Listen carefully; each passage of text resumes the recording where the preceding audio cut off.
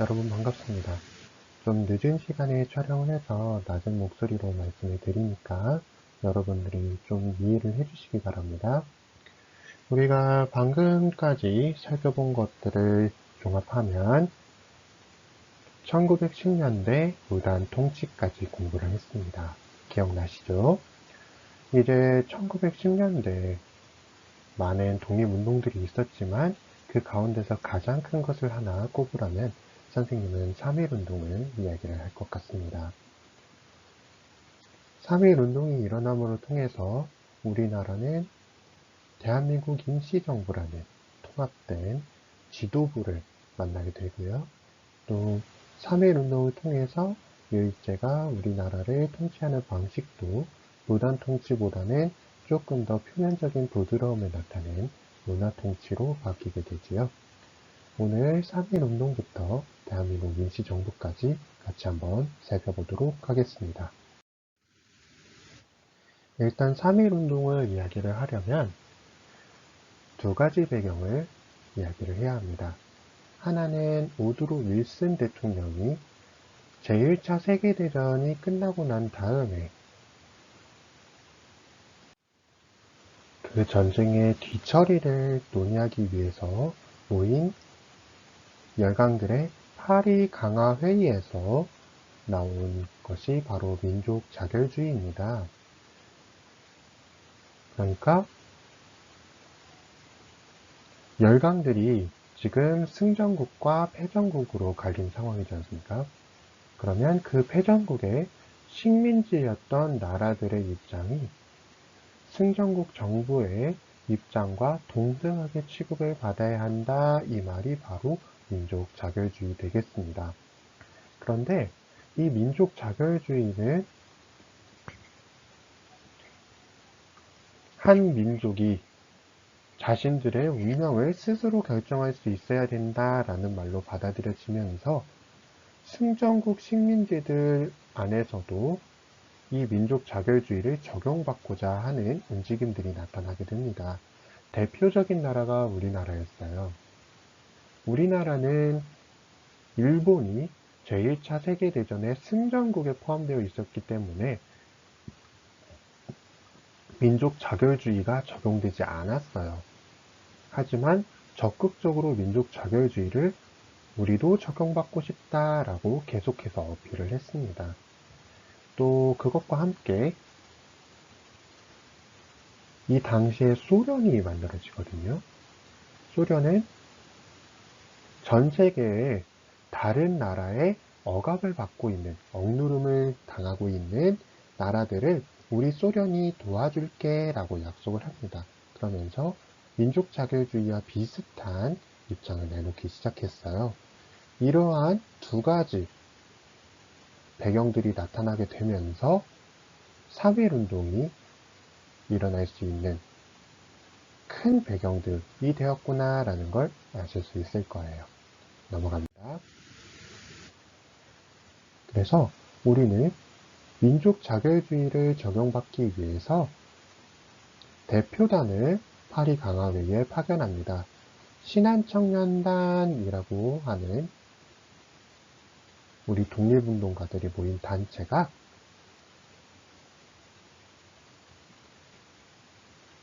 프랑스 파리로 가서 파리에 있는 프랑스인들과 함께 찍은 사진이에요. 지금 보시면 요 분이 나중에 우리가 자주 만날 김규식 선생님이에요. 그래서 상하이에서 동제사라는 단체가 처음 만들어지고 그것이 개편된 게 신한청년단이거든요. 지금 여러분들이 여기서 보고 계시는 대표들은요, 나중에 3.1운동이 끝나고 나서 대한민국 임시정부가 만들어진 다음에는 유럽과 미국을 상대로 하는 임시정부의 대표단으로 활동하게 됩니다. 신한청년단이 스스로의 입장을 홍보하기 위해서 만든 기관지예요. 신한청년이라고 되어 있네요. 넘어갑니다. 독립운동과 관련해서 영향을 준 운동이 또 있어요. 그게 바로 이파의 독립선언입니다. 이파의 독립선언은 어디서 일어났냐 하면 도쿄에서 있었어요. 그래서 우리나라 사람들 가운데 일본으로 유학을 가서 공부를 하신 분들이 있어요. 그런 분들이 일본 기독교 청년회 회관에 모여서 우리 독립운동할 거야. 민족 자결주의를 우리 한민족한테도 적용해줘. 만약 우리 입장이 받아들여지지 않는다면 계속해서 죽을 때까지 일본이랑 싸울 거야 라는 내용으로 독립선언을 합니다. 이 소식이 우리나라 국내에 전해지면서 우리도 일본에게 뭔가 보여줘야겠구나. 세계에 우리 독립운동 의지가 아직 있다는 것을 보여줘야겠구나 라는 생각을 갖게 됩니다. 3.1운동에 영향을 주게 된 것 중에 하나가 바로 고종황제가 서거한 일이었어요. 평상시에 건강하시던 분이었기 때문에 갑자기 돌아가신다는 건 생각도 못했는데 어느 날 갑자기 돌아가셨다고 발표가 났는데 돌아가신 다음에 바로 일본이 발표를 한 게 아니라 하루 있다가 발표를 해요. 그러면서 일본이 고종황제를 몰래 독을 먹여서 죽이고 그 다음에 뒷수습을 한 다음 조작해서 발표를 한 게 아닌가라는 입장들이 퍼지기 시작했어요. 이 고종황제가 독살됐다는 소문은 우리나라 사람들이 일본에 맞서고자 하는 그런 울분을 더 터뜨리게 만드는 계기가 됩니다. 그래서 고종황제의 장례식 날이 3월 3일이었어요. 1919년. 그런데 고종황제 장례식을 보러 사람들이 서울로 많이 올 거 아니겠어요? 독립운동을 준비하는 민족 대표들은 이거 사람들이 모여 있을 때 만세 시위를 해서 세계에 뭔가 보여줘야 되겠다라고 생각을 하게 됩니다. 그러면서 3월 3일로 잡으면 일본이 예상을 하고 막으려들 수 있으니 조금 앞당겨서 만세 시위를 하자라는 생각을 내놓게 돼요. 그래서 민족 대표분들은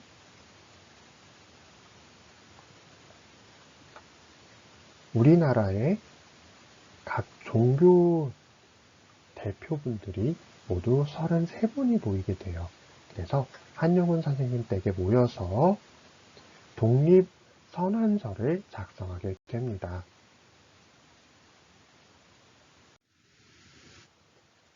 같이 한번 읽어볼까요? 우리는 이제 우리 조선이 독립한 나라임과 조선 사람이 스스로 주인된 사람들임을 말한다.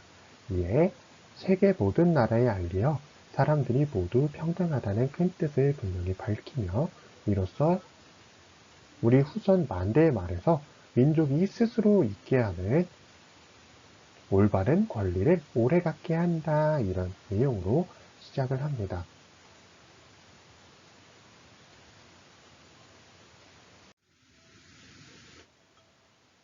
3.1운동은 지금 우리가 쓰고 있는 헌법에도 명확하게 들어가 있어요. 3.1운동으로 세워진 대한민국 임시정부의 법적인 올바름을 이어간다라고 하면서 우리는 3.1운동으로 세워진 나라야 라고 밝히고 있는 거예요. 이해되시나요? 3.1운동으로 대한민국 임시정부가 짜잔 하고 통합된 정부로 딱 생긴 건 아니었어요. 러시아의 블라디보스토크에 대한국민회가 생겼고요. 정확하게 말하면 대한국민의회, 중국 상하이에는 대한민국 임시정부가 세워졌고요. 서울에는 한성정부가 만들어집니다. 그러면 독립운동을 이끌어 나갈 임시정부가 모두 몇 개가 만들어진 건가요? 3개가 만들어지죠. 이 3개의 임시정부를 하나로 합치자라는 입장이 나타나게 돼요. 그래서 정통성은 한성정부가 가지고 가되 임시정부의 위치는 상하이로 하는 걸로 그렇게 결정이 됐어요. 세 개의 임시정부에는 겹쳐서 들어가신 분들이 좀 많았기 때문에 하나로 합치는데 보다 더 수월했다고 해요. 그래서 임시정부가 대한민국 임시정부로 하나로 합쳐지는 모습을 보게 됩니다. 임시정부는 오늘날 우리가 국회, 그리고 법원, 그리고 행정부 이렇게 나뉘어 있는 것처럼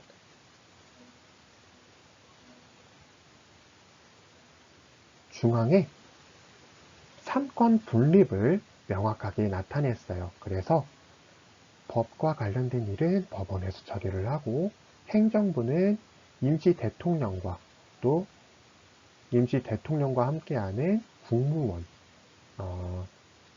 국무총리실 정도 된다고 보시면 돼요. 이 공무원이 행정부의 일을 맡고요. 다음 입법부로는 임시위정원이 활동을 하는 이런 삼권 분립 체계를 갖추고 있었고 지방에는 교통국과 연통제를 두었는데요.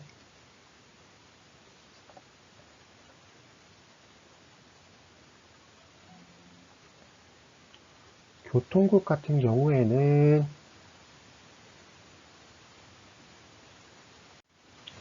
일종의 국정원 같은 곳이라고 보시면 돼요. 그래서 임시정부가 지금 어디에 있다고 말씀드렸죠? 상하이에 있다고 말씀드렸잖아요. 그래서 임시정부가 국내와 연락을 하기 위한, 정보를 주고받기 위한 기관으로 설치한 게 교통국이고요. 연통제는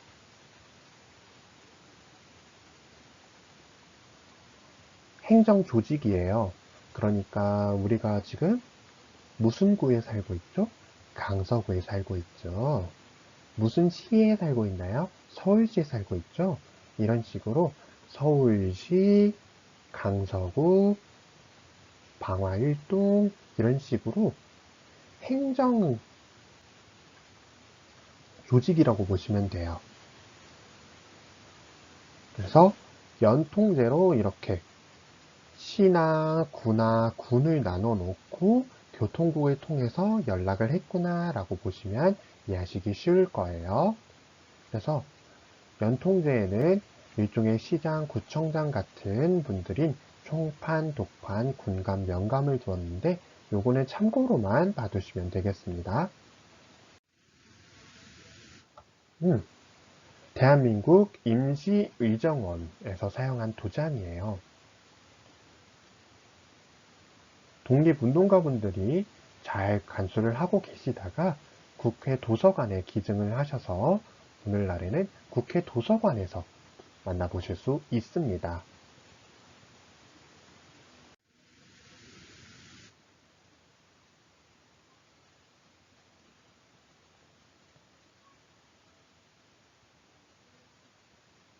자, 잠시만요.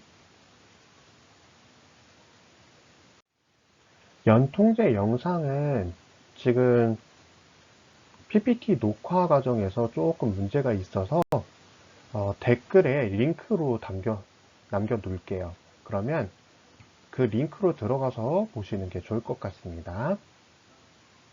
넘어갈게요. 선생님이 앞서서 교통국을 뭐라고 설명을 했죠?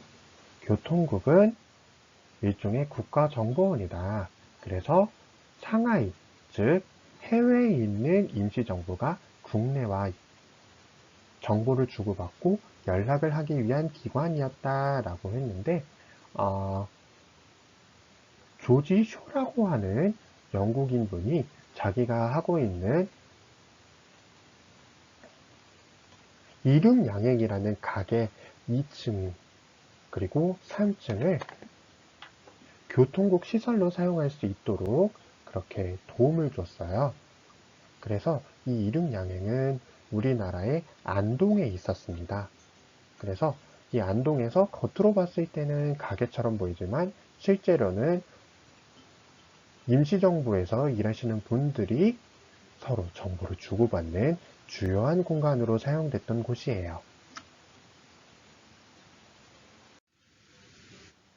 임시정부는 독립운동 자금을 마련하기 위해서 독립공채라는 걸 찍어냈습니다. 혹시 집에 이러한 종이가 있는지 찾아보세요. 이 독립공채는 법적으로 대한민국 정부가 갚아드리도록 되어 있습니다. 이 독립공채라는 게 뭐냐 하면 증서를 파는 겁니다. 그래서 우리가 독립될 때까지 이 증서를 갖고 있는 분에게서 얼마를 빌리는 걸로 할게요. 그러면 이 공채를 가지고 계시면 독립이 이루어진 다음에 우리나라 정부가 여러분들에게 지금 이 공채에 써있는 돈만큼 갚아드릴 거예요. 이런 겁니다. 그래서 우리나라 정부는 열심히 갚아드렸어요. 법을 따로 만들어서. 그러니 여러분들도 혹시 집에 있는지 찾아보시기 바랍니다. 임시정부 구미위원부예요.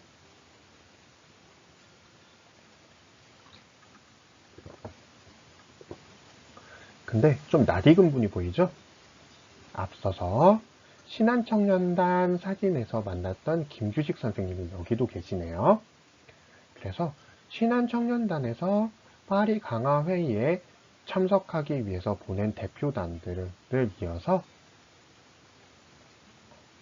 임시정부 산하의 구미위원부, 구는 유럽을 말하고 위는 아메리카를 말해요. 그래서 유럽 아메리카 위원부로 활동을 하면서 유럽과 아메리카 지역의 우리나라의 독립운동 상황을 알리게 됩니다. 임시정부는 독립신문도 찍어냈어요. 그런데 헷갈리지 마셔야 되는 게 서재필이 찍어낸 독립신문하고 다른 점이 있어요. 서재필의 독립신문에는 한문이 없습니다. 하지만 임시정부가 찍어낸 독립신문은 국어랑 한글이랑 한자랑 섞어서 쓰는 신문이었다는 거 참고로 알아두시면 헷갈리실 일이 없을 거예요. 하지만 임시정부는 위기를 맞이하게 됩니다. 앞서서 말씀드렸던 교통국과 연통제가 일본한테 걸려요. 원래 비밀 조직으로 운영을 했었는데 임시정부의 교통국, 연통제를 위해서 활동하시던 분들 가운데 몇 분이 일본 경찰한테 잡히게 돼요. 그러면서 더 이상 국내와 연락할 방법이 없어지고 또 힘들게 마련해놨던 지방행정조직들도 다 못쓰게 되고 말아요. 그러면서 임시정부가 경제적으로 굉장히 쪼들리게 되는 상황이 됩니다.